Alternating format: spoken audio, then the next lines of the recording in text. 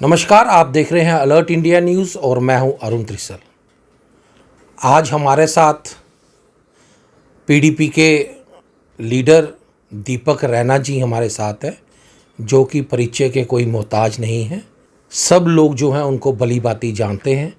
कोविड-19 में उन्होंने बहुत काम किया है और आज हमारे स्टूडियो में हमारे साथ दीपक रैना जी हैं। दीपक रैना जी, आपका हमारे स्टूडियो में वेलकम है। बहुत बहुत शुक्रिया त्रिशल जी। आज हम इनसे बात करेंगे कोविड-19 की। कोविड-19 को चलते लगभग 40 दिन हो गए हैं। इनसे बात करेंगे कोविड-19 में क्या क्या परेशानियां और क्या क्या मुश्किलें जो हैं वो आई हैं। जी दीपक रैना जी, बताइए। देखिए जी, जैसे तो समूचा विश्व जो है वो कोविड-19 के लिए जूझ रहा है। हम सब जानते हैं, पूरे विश्व के साथ साथ हमारे देश भी काफ़ी इस महामारी से जूझ रहा है। तो मैं समझता हूं कि हमें जात पात और धर्म की राजनीति से ऊपर उठ के इस कोविड-19 को हराने के लिए हमें देश के साथ एकजुट होकर खड़ा रहना चाहिए और जो भी हमसे बन पड़ा या हो सके वो हमें ज़रूर करना चाहिए, क्योंकि ये वो समय है जब हमें आपसी मतभेद बुलाकर एकजुट होकर इस महामारी को हराना है। आपने सुना, इनका ये कहना है जातिवाद से उठकर हमको इस कोविड-19 से लड़ना है और इसको ख़त्म करना है। बहुत काम किया दीपक रैना जी आपने कोविड-19 के अंदर। हम देखते रहते हैं आपको अक्सर सोशल मीडिया पे और चैनल्स पे हम आपको देखते रहते हैं कि बहुत काम कर रहे हैं। मुझे आप ये बताइए कि राशन बांटना आपके जहन में कैसे हुआ ये बात आई? देखिए, सबसे पहले तो मैं इसको काम नहीं समझूंगा। ये मेरा एक इंसानियत के नाते फ़र्ज था कि मैं एक इंसान होने के नाते, अगर मैंने इस धरती पे जन्म लिया है तो मेरा ये कर्तव्य भी बनता है और ये मेरा धर्म भी है कि मैं इंसानियत का पालन करूं। रही बात राशन बांटने की, तो जैसे कि हमारे आदरणीय प्राइम मिनिस्टर साहब ने जब लॉकडाउन का पहला फेज़ था उसमें ये घोषणा की थी कि राशन और खाने पीने की सामग्री में किसी को भी कोई परेशानी नहीं आएगी। जब मैंने टीवी पे ये चीज़ देखी थी तो मुझे लगभग एक हफ्ते के बाद से ही कई गांवों से, कई वार्डों से, कई मजदूर परिवारों से ये कॉल्स आनी शुरू हो गई कि हमारे पास राशन नहीं है। तो मेरा एज ए इंसानियत के तौर पे ये फ़र्ज भी बनता था कि अगर मेरे से जितना बनता है उतना मैंने अपनी हैसियत के अनुसार किया और मुझे लगा कि इन लोगों को राशन की ज़रूरत है, क्योंकि ये बिल्कुल बेकार हो चुके हैं, इनका दिहाड़ी लगना बंद हो चुका है। तो मैंने अपना फ़र्ज समझ के ये राशन जो है लोगों को मुहैया करवाया है और आगे भी करवाऊंगा।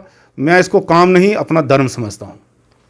प्रधानमंत्री नरेंद्र मोदी जी ने जब ये बात कही थी कि राशन जो है लोगों को फ्री मिलेगा, तो क्यों राशन जो है वो लोगों तक नहीं पहुंचा? इसके लिए मैं कहीं ना कहीं केंद्र सरकार को भी दोषी मानूंगा, क्योंकि मुझे लग रहा है उनकी करनी और कथनी में फ़र्क है। जब मैं एडी कठुआ से बात करता हूं या कंसर्न टीएसओ से बात करता हूं तो वो कहते हैं कि हमारे पास जो ऑर्डर हैं वो हैं बीपीएल फैमिलीज़ के और AAY के। तो ये देखिए, आज जब पूरा समूचा विश्व एक महामारी से जूझ रहा है, जब देश की आर्थिक इकोनॉमी इतनी ख़त्म हो चुकी है, तो यहाँ ये सवाल ही पैदा नहीं होता कि BPL कौन है, AAY कौन है, अमीर कौन है, गरीब कौन है। आज मैं समझता हूँ कि सामान्य वर्ग से लेके हर वो आदमी जिसकी दिनचर्या एक दुकान से लेके दिहाड़ी तक शुरू होती थी, वो इस महामारी से जूझ रहा है।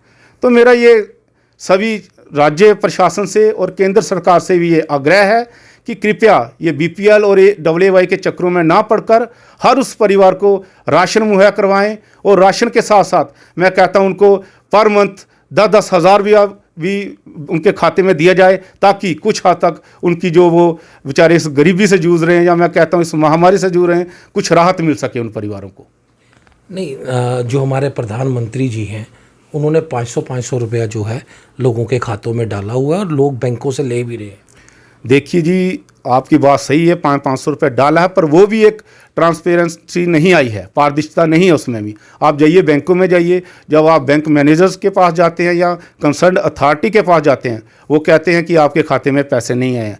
अगर 1000 लोगों के बीच में से 200, 200 या 500 बंदों के बीच 500 रुपया आ भी जाता है, तो मैं समझता हूँ ये कोई वो नहीं है, ये कोई स्कीम नहीं है। जहाँ तो देना है तो पूरे परिवार, पूरी फैमिली को दो, नहीं देना तो स्कीम को बंद करे। ये आई वॉश हो रहा है, ये सरासर गलत है, ये सिर्फ लोगों की आंखों में धूल झोंकने वाला काम हो रहा है। क्या समझते हैं आप कि जो 500 रुपया है उससे लोग जो है अपना घर चला सकेंगे? देखिए, आज के दौर में आप भी भली भांति जानते हैं कि 500 रुपया क्या है, जबकि आज 600 और 700 रुपये एक दिहाड़ी लेता है। तो 500 रुपये में आप क्या करेंगे? 500 रुपये में तो एक इंजेक्शन तक नहीं लगता है, कोई बीमार हो जाए उसका इंजेक्शन तक नहीं आता है। ये तो एक गरीबी का सरासर मजाक है। तो ये मेरी प्रशासन से भी ये आग्रह है कि सभी से कि कम से कम 10,000 रुपया पर फैमिली के खाते में आए, तब जाके इन परिवारों को कहीं ना कहीं राहत मिलेगी। क्या आप ये बात नरेंद्र मोदी तक पहुंचाना चाहते हैं? जी, हालिया मैंने डीसी कठुआ जी से मिला था और उनके द्वारा मैंने एक मेमोरेंडम जो है वो अपने उपराज्यपाल जम्मू कश्मीर जी को भेजा था, जिसमें ये मैंने सारी बातें क्लियर की थी कि कृपया गरीबी का मजाक ना उड़ा जाए। अगर राशन देना है तो कैटेगरी ना देखी जाए। आज के दौर में सभी परिवारों को राशन उपलब्ध करवाया जाए और 500 की बजाय 10-10 हज़ार रुपया पर फैमिली के खाते में डाला जाए। यही इन लोगों के लिए थोड़ी सी मरहम होगी। अदरवाइज़ जो कोविड-19 चल रहा है, इसमें ये लोग बिल्कुल ख़त्म हो जाएंगे और देश जो है बिल्कुल तबाह हो जाएगा। क्या लगता है लगभग 40 दिन जो है कोविड-19 को चलते हो गया, दुकानदार जो छोटे दुकानदार हैं, किस तरह का आप देखते हैं कि उनकी क्या हालत है? मैंने वही अभी बात की आपसे कि मजदूर तबके को सभी देख रहा है, बीपीएल को सभी देख रहा है। जो मध्यम वर्गीय परिवार हैं, दुकानदार हैं, जिनकी बेचारों की दिन दहाड़, जिन्होंने लोन लिए हैं, जिनकी लिमिटें चल रही हैं बैंकों में, उन बेचारों का क्या बनेगा? उनकी भी कोई सुध-बुध ली जाए।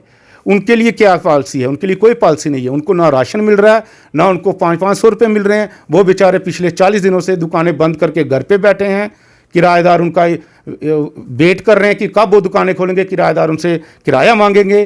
तो इसलिए मैं कहता हूँ मध्यम वर्गीय लोगों की तरफ ही सरकार ध्यान दे, क्योंकि ये एक ऐसा वर्ग है जो बेचारा ना तो बोल सकता है, ना इनके कोई बीपीएल है, ना ये AA में आते हैं। ये बेचारे 500-1000 रुपया दिहाड़ी कमाने वाले लोग थे। इनकी तरफ ही सरकार को ध्यान देना चाहिए।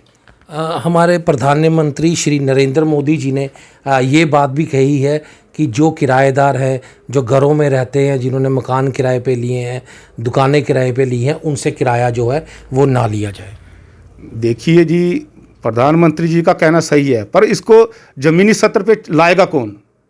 ज़मीनी स्तर पे लाने के लिए इनको एक टीमें बनानी चाहिए। जैसे कि हमारे डीसी कठुआ हैं, इनको जोनल लेवल पे, इनको जिले लेवल, इनको तहसील लेवल पे, ब्लॉक लेवल पे, और मैं समझता हूँ इनको पंचायत लेवल पे ये एक टीम तैयार करनी चाहिए, ताकि जो लोग घरों में किराए पे रह रहे हैं, कुछ दुकानदार लोग रह रहे हैं, झुग्गियों में मजदूर लोग रहे हैं, उनके लिए एक सीधा एक रिटर्न में निकालें। देखिए, बोलने से क्या होता है? बोलने से कोई नहीं मानता। जब तक आप कागजी कोई डॉक्यूमेंट नहीं आएगा, तब तक ये जो भी पॉलिसी ये अमल में नहीं लाई जाएंगी। बोलने से क्या होता है? ये आईवाश है, ये लोगों को गुमराह करने वाली चीज़ है। जब तक कोई एक आप ऑर्डर तैयार नहीं करते हैं, जब तक एक कोई कागज़ बाहर नहीं आएगा, तब तक ये बेसुनी बातें हैं। इन बातों का कोई अर्थ नहीं है। मतलब आपका कहना है कि बातों से कोई काम नहीं चलेगा? बातों से कोई काम नहीं चलेगा। काम करना है तो ज़मीनी सतर पे करें, ग्राउंड पे आके करें, ताकि एक सर्वे करें किराएदार कितने हैं, मजदूर कितने हैं। आज कुछ भी नहीं है, किराया चल रहा है। मजदूर, अभी हालिया मेरे पास एक मजदूर वर्ग क्या यूनियन आई थी, वो कहते हैं सांबा में हमें फैक्ट्री से 1 महीने की पे देके उनको हमें दूसरे महीने की पे नहीं मिली है। मैंने कहा ऐसा क्यों? वो कहते हैं कि हमारा काम ही नहीं चल रहा है, हम पे नहीं देंगे। तो फिर कहाँ रह जाती है ये पॉलिसी? ये तो सरासर एक ऊपर से ऑर्डर आता है, नीचे कोई इम्प्लीमेंट नहीं होता है। जब तक ज़मीनी सतर पे ऑर्डर नहीं चाहेंगे, तब तक ये बिल्कुल आईवाश है, इसका कोई मतलब नहीं है। भारतीय जनता पार्टी के जो यहाँ पे लोग हैं, वो भी हमने देखा है कि काफ़ी राशन जो है वो उन्होंने लंगर लगाए हुए हैं, राशन बांट रहे हैं। क्या कहना है उस पर आपको? देखिए जी, लंगर लगाना, राशन बांटना अच्छी बात है, बांटने भी चाहिए, पर सरकारी राशन का दुरुपयोग करना ये भी एक गलत बात है।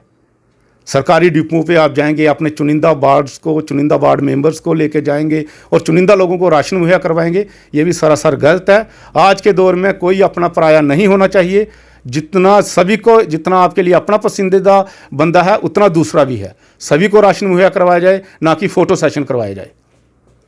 क्या फ़ोटो सेशन कौन करवा रहा है? अभी हालिया मैंने देखा कुछ तस्वीरें लेके जाते हैं, कुछ लोग मालाएं पहनाते हैं, फूल पहनाते हैं। देखिए, अच्छी बात है, सम्मानित करना अच्छी बात है, पर कम से कम उस गरीब को भी तो देखो जिसको आज भूखा है, प्यासा है, उसके लिए क्या पॉलिसी है।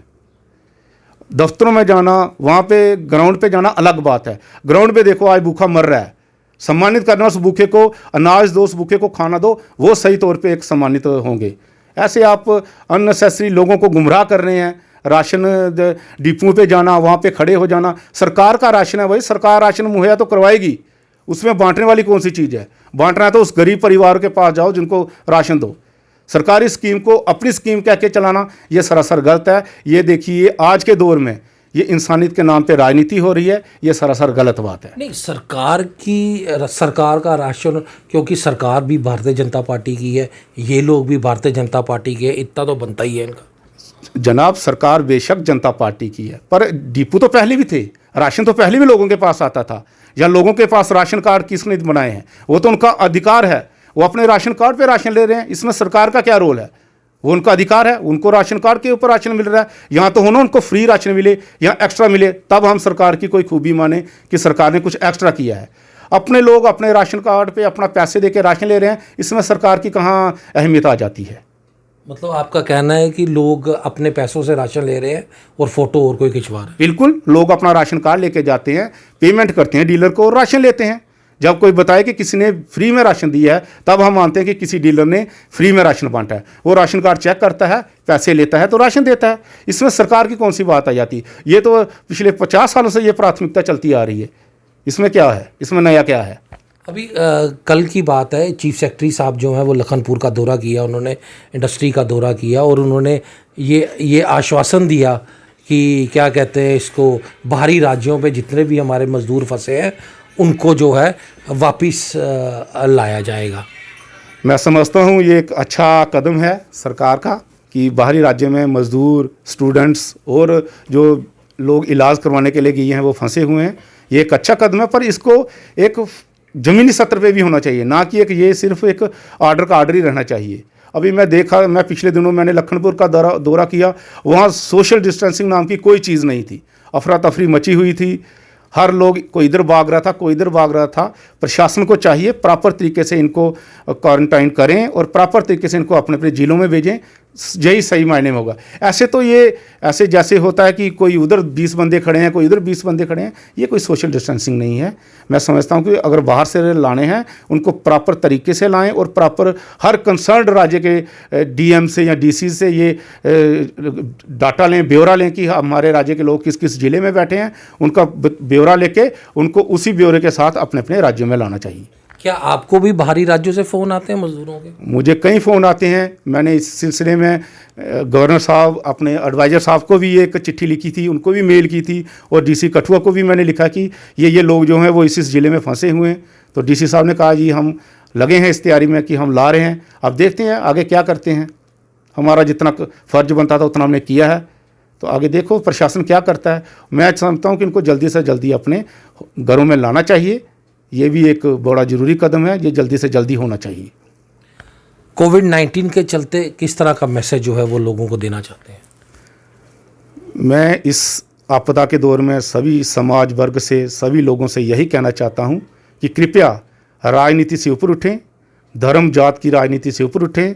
इस समय धर्म का ना देखें, जात का ना देखें, राजनीति ना देखें, हर उस तबके की मदद करें जो इस समय मदद की जिसको ज़रूरत है। यही मेरा होगा। और दूसरा मेरा सभी लोगों से ये हाथ जोड़कर निवेदन है कि कृपया आपसी जो तालमेल बनाए रखें, सोशल डिस्टेंसिंग का पालन करें। ख़ास तौर पे मेरे बुज़ुर्ग और बच्चों से कि वह बिना वजह घरों से बाहर ना निकलें और बच्चों से मेरा निवेदन है कि वह घर पे बैठ के पढ़ाई करें, क्योंकि ये एक ऐसी महामारी फैल चुकी है जिसका इलाज भी हमारे पास ही है। हम लोग चाहेंगे तो ये ख़त्म हो सकता है, हम लोग चाहेंगे तो ये बढ़ सकता है। इसलिए मेरी पूरे समाज से ये निवेदन है कि कृपया सामाजिक दूरी बनाए रखें और सोशल डिस्टेंसिंग का पूर्ण तौर पर पालन करें। रैना साहब, आप पीडीपी से वाबस्ता है, आपसे एक सवाल करेंगे थोड़ा सा। कोविड-19 चल रहा है, वैसे सभी लीडर्स जिनको नज़रबंद किया गया था, सारों को छोड़ दिया गया है, महबूबा मुफ्ती जी को क्यों अभी तक नहीं छोड़ा गया? देखिए, ये बहुत अच्छा सवाल पूछा आपने।